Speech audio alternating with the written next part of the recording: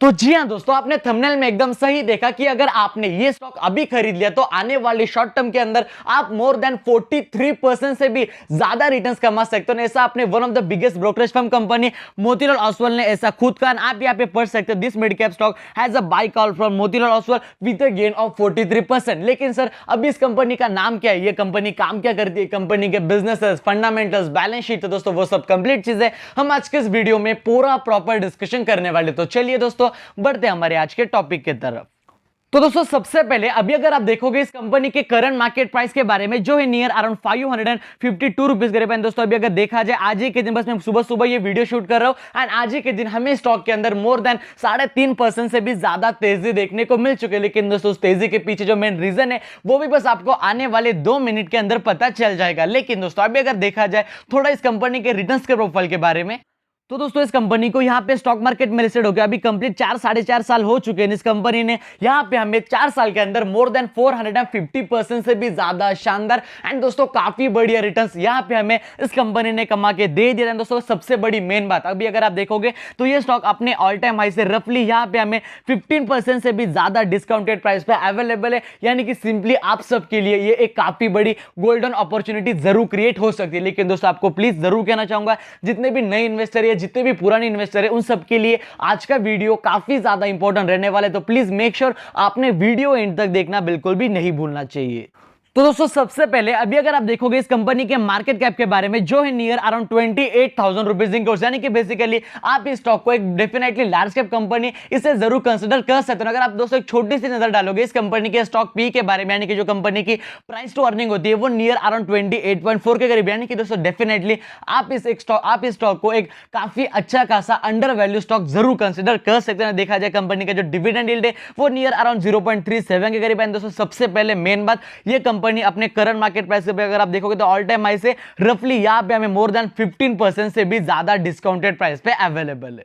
लेकिन दोस्तों अभी अगर आप छोटी सी नजर डालोगे इस कंपनी के प्रॉफिट एंड लॉस के स्टेटमेंट के बारे में, तो 2014 में जो कंपनी का सेल्स थे वो थे नियर अराउंड 1100 करोड़, फिर वही इंक्रीज होकर 1300 करोड़ तक गए, फिर वही इंक्रीज होकर 1700 करोड़, फिर 1900, फिर 2000, 2200, 2800, 4000। दोस्तों वही अभी कंपनी के जो सेल्स है वो रफली यहाँ पे हमें 5000 रुपीज इन करोड़ तक जाते हुए देखने को मिल चुके हैं। यानी कि बेसिकली ये कंपनी अपने जो सेल्स है उसको कंसिस्टेंटली शानदार तरीके से ग्रो कर रही है। हमें और चाहिए भी क्या कंपनी के अंदर, भाई अगर कोई भी स्टॉक अगर 4 साल के अंदर अगर उसके अंदर 400% से ज्यादा तेजी देखने को मिल जाती है तो डेफिनेटली नॉर्मल सी बात है वो स्टॉक थोड़ा रेस्ट भी तो करेगा ना। कंटिन्यूअसली कोई भी स्टॉक चल तो नहीं सकता, छोटा मोटा करेक्शन तो आपको देखने को मिलने वाला है। लेकिन इस करेक्शन के कारण आपने वहां पे बिल्कुल भी नहीं डरना चाहिए, बल्कि एक अच्छी अपॉर्चुनिटी समझ के आपने उस स्टॉक को जल्दी से जल्दी ग्रैब कर लेना चाहिए। लेकिन आपको उतना कॉन्फिडेंट होता ही नहीं ना। लेकिन आपको वो कॉन्फिडेंट आएगा कब, जब आपको कंपनी के सारे बातें पता होगी कि भाई कंपनी काम क्या करती है, कंपनी के सेल्स कैसे, कंपनी अपना परफॉर्मेंस को डे बाय डे इंक्रीज कर रही है भी या नहीं। तो वो सारी के सारी चीजें आपको हमेशा पता होनी चाहिए। देखा जाए कंपनी अपने जो सेल्स है उसको तो भाई काफी ज्यादा बढ़िया तरीके से ग्रो कर रही है। आपका जो फोकस होता है वो कंपनी के मार्केट प्राइस के ऊपर बिल्कुल भी नहीं होना चाहिए कि भाई कंपनी बहुत हायर वैल्यूएशन पे या फिर कंपनी काफी ज्यादा लोअर वैल्यूएशन पे। आपका जो फोकस है वो होना चाहिए कंपनी के परफॉर्मेंस के ऊपर कि भाई कंपनी कोई नई डील कर रही है या नहीं, फिर कंपनी के जो सेल्स है, जो कंपनी का प्रॉफिट है वो कंसिस्टेंटली ग्रो हो रहा है या नहीं। उन सारी चीजों के ऊपर जब आप फोकस देना स्टार्ट करोगे तब उसी दिन से आप कंपनी के प्राइस के ऊपर फोकस देना बिल्कुल छोड़ दोगे। एंड इस साल जो कंपनी के सेल्स है उसके अंदर मोर देन 41% से भी ज्यादा हमें ग्रोथ देखने को मिली थी। जो कंपनी का प्रॉफिट होता है उसके अंदर मोर देन 69% से ज्यादा ग्रोथ, कंपनी के स्टॉक शेयर में 83% से ज्यादा ग्रोथ एंड कंपनी की जो आरओई होती है यानी कि जो कंपनी की रिटर्न इक्विटी होती है वो भी यहाँ पे हमें मोर देन 45% से ज्यादा बढ़ते हुए देखने को मिल चुकी थी। लेकिन अभी आपको मैं और एक छोटी सी बात समझाता हूं।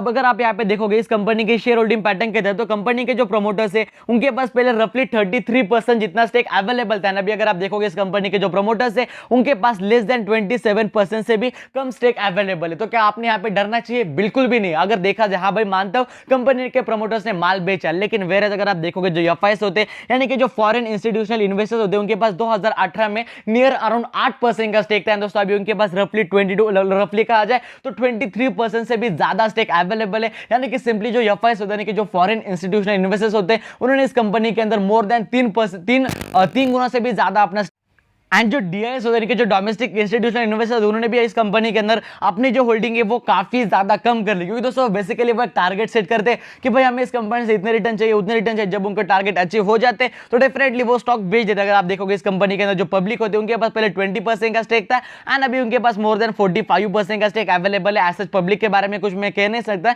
कि पब्लिक बढ़ गई इसलिए कंपनी अच्छी हुई। पब्लिक जिस कंपनी के अंदर तेजी आती है ना, तो वहां पे आपको जो रिटेल इन्वेस्टर्स है वो आपको हमेशा बढ़ते हुए ही देखने को मिलते हैं। लेकिन सर अब ये सारी चीजें हो गई कि कंपनी फंडामेंटली स्ट्रांग है, लार्ज कैप है, सेल्स को कंसिस्टेंटली ग्रो कर रही है, लेकिन सर अभी बता दीजिए कंपनी का नाम क्या है। तो दोस्तों फिर कंपनी का नाम आपके सामने है। कंपनी का नाम है Lord's lab. Company fundamentally strong है एंड सर कंपनी काम क्या करती है भाई, तो ये कंपनी फार्माक्चुअल में काम करते हैं। अगर देखा जाए फार्माक्चुअल सेक्टर में ये company one of the leading company भाई आप इसे कंसिडर कर सकते हो। नंबर 1 नहीं कह रहा हूं मैं, लीडिंग कह रहा हूं कि कंपनी का काफी अच्छा खासा बिजनेस है। सारी चीजें आपको एकदम आसान से लैंग्वेज में समझा दिया। एंड जो अपनी मोतीलाल ओसवाल कंपनी है, मोतीलाल ओसवाल जो one of the brokerage firm, बड़ी ब्रोकरेज फर्म है, उनका ये कहना है कि ये कंपनी आने वाले फ्यूचर के अंदर, मतलब सिंपली आने वाले 1 साल के अंदर इस कंपनी में आपको मोर देन 43% से भी ज्यादा तेजी देखने को मिल सकती है। एंड भाई जाएगी भी ना कंपनी, जब इतना बढ़िया कंपनी का परफॉर्मेंस है तो इस कंपनी को जाने के लिए कोई भी वक्त नहीं लगने वाला। लेकिन एक बात याद रखना, कंपनी डिस्काउंटेड प्राइस पे जरूर अवेलेबल है, लेकिन ये मत समझना कि भाई मैं इस कंपनी के अंदर